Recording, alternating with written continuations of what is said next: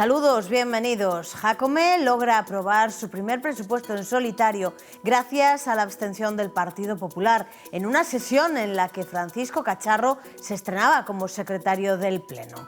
Los participantes en el programa Conecta con Galicia no Camiño salían hoy de Ourense para recorrer la Vía da Prata hasta Santiago y récord de exportaciones a Estados Unidos como preludio a la guerra comercial. Las empresas aprovechan para vender lo máximo posible antes y comienzan a evaluar nuevos mercados. Comienza aquí nuestro informativo.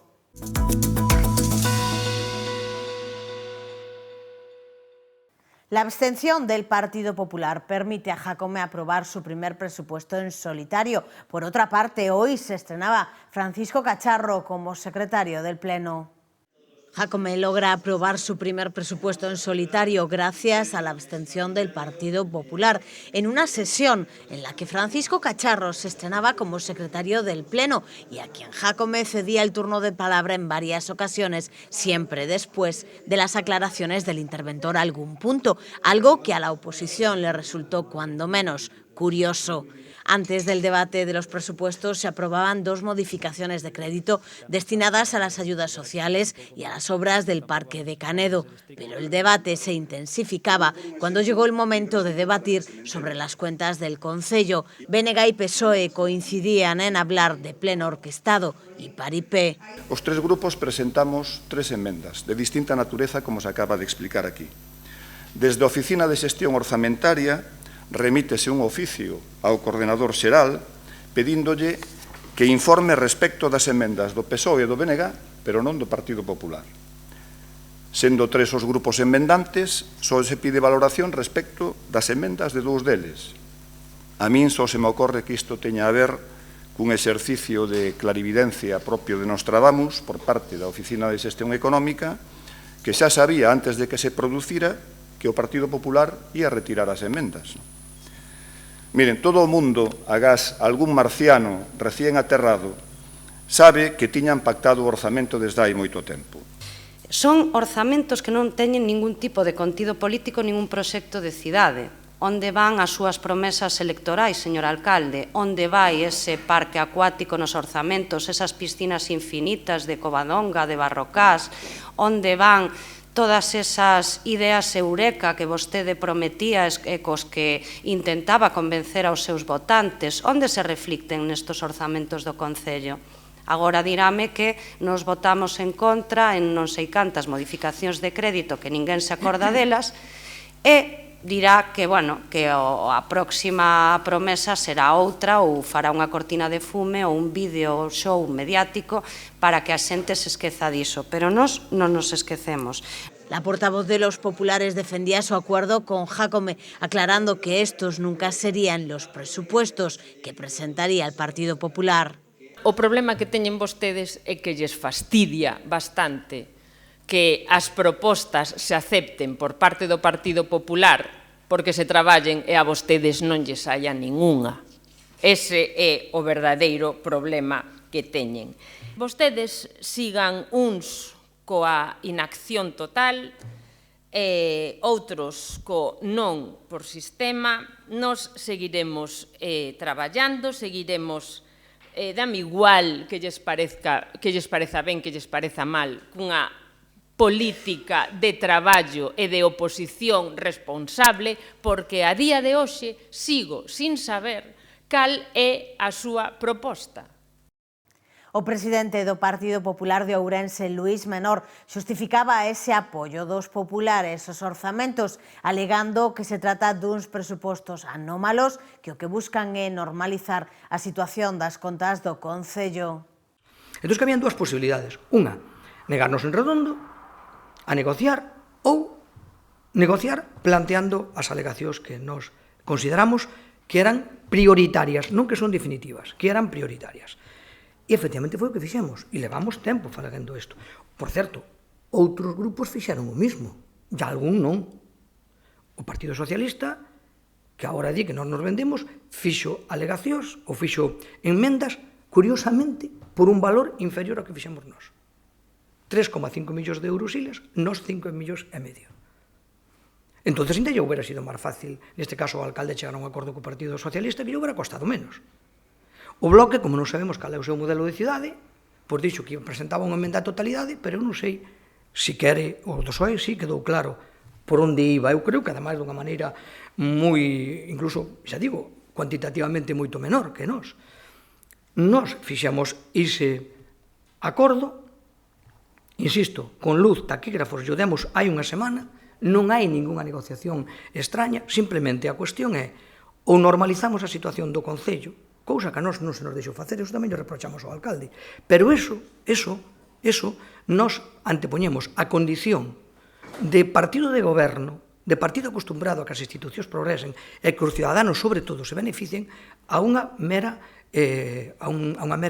bloqueo injusto. O secretario xeral de Migración, Antonio Rodríguez Miranda, xunto ao delegado territorial da Xunta en Ourense, Manuel Pardo, iniciou a xornada cos participantes no programa Conecta con Galicia no Camiño, compartindo os primeiros pasos da Vía da Prata. De non ser porque os delatan os acentos, este podería ser un grupo máis de peregrinos e peregrinas a punto de comezar o seu camiño, pero en realidade son os participantes no programa Conecta con Galicia no Camiño. Empezamos hoxe a primeira etapa destes mozos que veñen desde diferentes países do mundo, concretamente de 7 países de América, particularmente empezamos o camiño aquí en Ourense e tamén simultaneamente empezará o camiño outro grupo deles tamén dende Vigo por o camiño portugués hasta Santiago e desde aquí, desde Ourense, facendo a Vía da Plata a Santiago de Compostela. Son rapaces, mozos, máis ben, galegos entre 18 e 21 anos e que van a coñecer Galicia, van a vivir Galicia a través do noso símbolo máis emblemático que é o Camiño de Santiago. Iso vailles a permitir coñecer o rural galego, van a poder convivir coa nosa xente por todos aqueles lugares donde van a pasar e, polo tanto, van a conectar coas súas raíces da súa familia. Ao longo destes días percorrerán a Ruta da Prata coñecendo tamén a súa riqueza patrimonial e paisaxística, todo cun obxectivo, deixar unha semente neles e nelas para que a súa identidade como galegas e galegos medre forte. Ao longo destes días tamén haberá ocasión para que poidan visitar diferentes partes de Galicia, para que coñezan tamén o patrimonio galego, máis alá da beleza natural que xa o será a través do Camiño de Santiago e, como non, tamén para que conozan cual é a realidade desta Galicia moderna, por lo tanto terán ocasión de poder visitar diferentes empresas galegas punteiras de todos os sectores máis emblemáticos de Galicia. Con eso van a poder levar un panorama completo de Galicia, a finalidade reafirmar un pouquiño máis dentro dos seus corazóns ese sentido de pertenza, esa querencia pola nosa terra que xa as súas familias lle trasladaron, pero que tamén a Administración Autonómica quere axudar para que realmente se sintan galegos e, por que non, Cecais dentro de uns meses ou dentro de uns anos acaben volvendo a Galicia a través dese camiño de retorno que xo se está producindo de maneira tan intensa entre todos aqueles países donde históricamente tuvemos galegos emigrantes e hoxe temos novos galegos que cada día nacen en esos países pero que sempre teñen a súa mirada posta aquí na nosa terra para poder volver.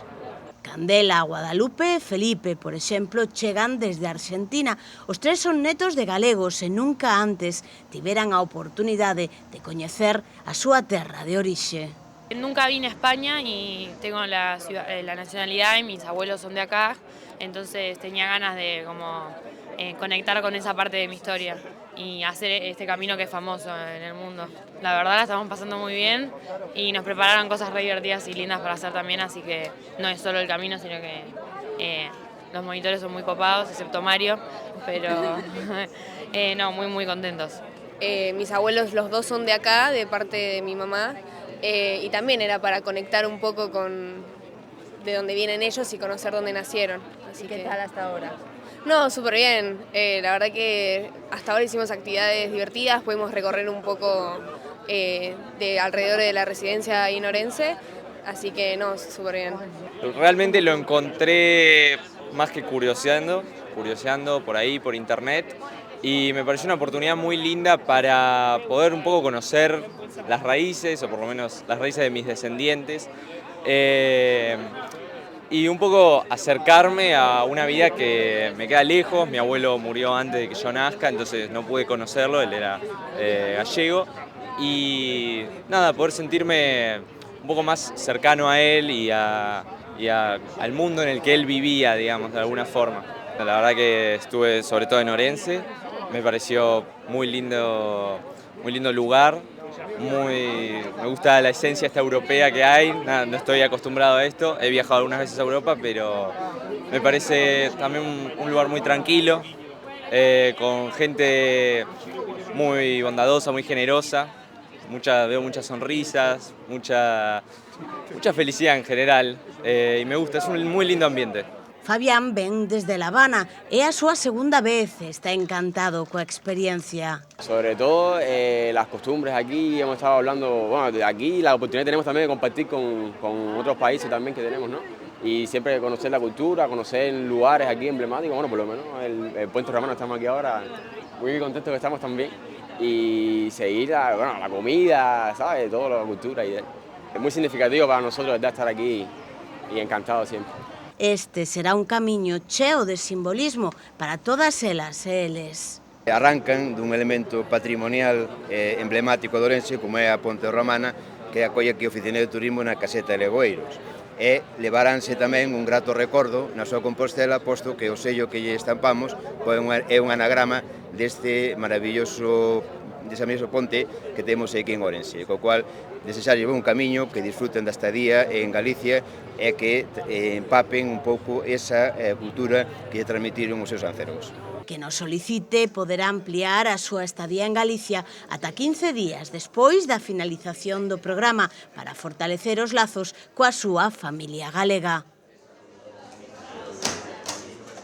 Récord de exportaciones a Estados Unidos como preludio a la guerra comercial. Las empresas aprovechan para vender lo máximo posible antes y comienzan a evaluar nuevos mercados. La estrategia de las empresas ourensanas parece clara. Ante las expectativas de guerra comercial que pretende abrir Estados Unidos, hay que aprovechar al máximo la tregua y vender todo lo posible al gigante americano antes de que entren en vigor las penalizaciones a las exportaciones. Así se desprende del último dato de comercio exterior publicado por el Instituto Galego de Estadística. Los 4,34 millones en ventas de las compañías ourensanas en el país americano durante el pasado mes de mayo suponen un nuevo récord para esta época del año. Esta situación llama más la atención si tenemos en cuenta que el pasado mes de mayo se puede tildar de negativo para el mercado exterior ourensano en cómputos generales. El total de exportaciones experimentó una caída del 3%, pasando de 104 millones de euros en mayo del 24 a los 101 millones del presente curso.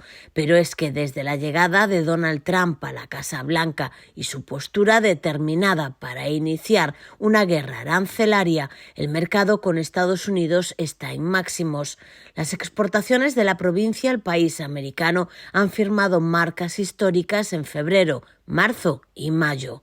En un contexto de bonanza económica en el que la mayor parte de las grandes firmas ourensanas baten récord de facturación, de este nuevo tablero mundial podría traer consecuencias, ya que se ponen en juego 41 millones en exportaciones. Por sectores, los que más notarían el golpe serían la pizarra, que exporta por valor de 7,5 millones de euros al año, aunque no representa uno de sus principales mercados, y los aceites, que le siguen en volumen de exportaciones con 7,4 millones de euros el pasado 2024. Por detrás se sitúan como productos ourensanos más demandados al otro lado del Atlántico las pieles y cueros, las máquinas eléctricas, el textil, el vino y el calzado. La estricta política arancelaria impuesta por Trump obligará a las empresas a abrirse a nuevos horizontes, una situación que ya se comienza a dar si observamos con atención el mercado con China.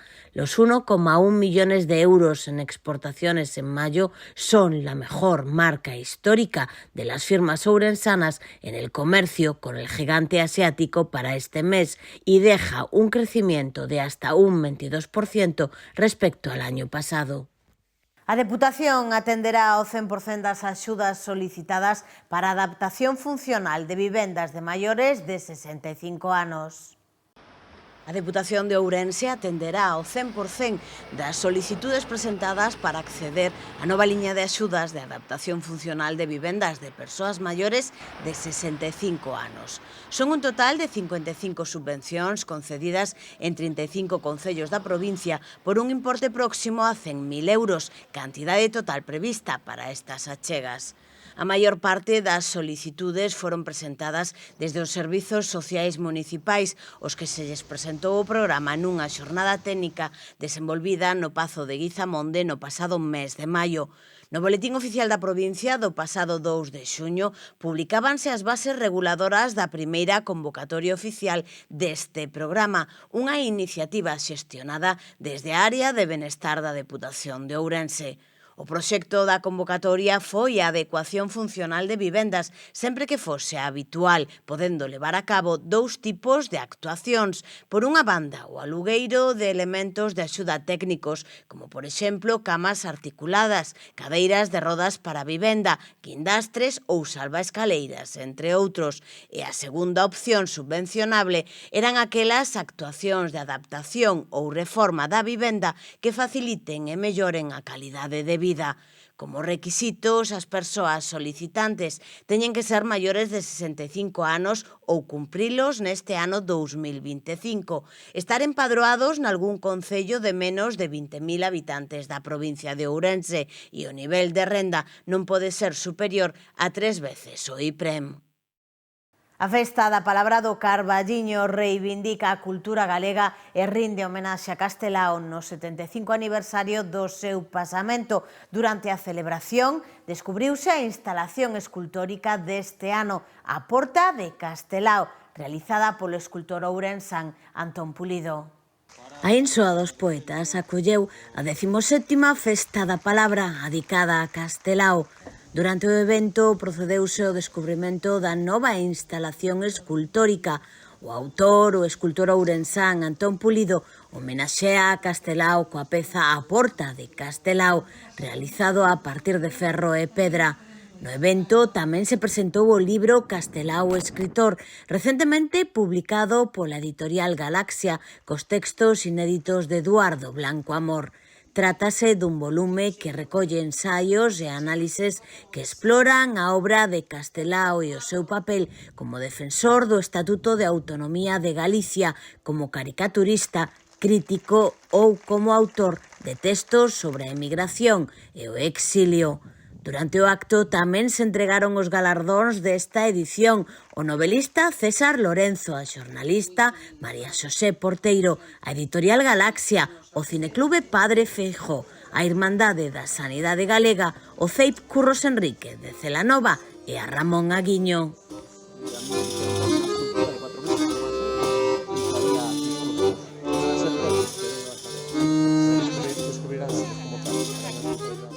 El Festival 17 Grados Ribeira Sacra prepara ya su 10º aniversario tras una edición en la que agotó todas las entradas con un cartel encabezado por Julieta Venegas y The Jayhawks.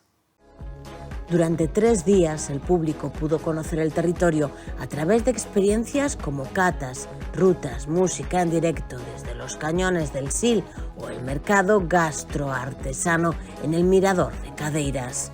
La música de artistas internacionales como Julieta Venegas o The Jayhawks sonó desde el corazón de la Ribeira Sacra en el escenario Fest Galicia Bodegas Regina Viarum, un espacio por el que también pasaron Eson Valdés o Ángel Stanich. La música también sonó en otros lugares emblemáticos como los miradores de Santiorxo y de Cadeiras o en el paseo en catamarán por los cañones del Sil, donde Pava fue la banda protagonista del concierto sorpresa. 17 Grados Ribeira Sacra se encamina así a su 10º aniversario en 2026 con una edición que promete ser especial y sorprender, en la que la promotora Irradia Crea ya se encuentra trabajando.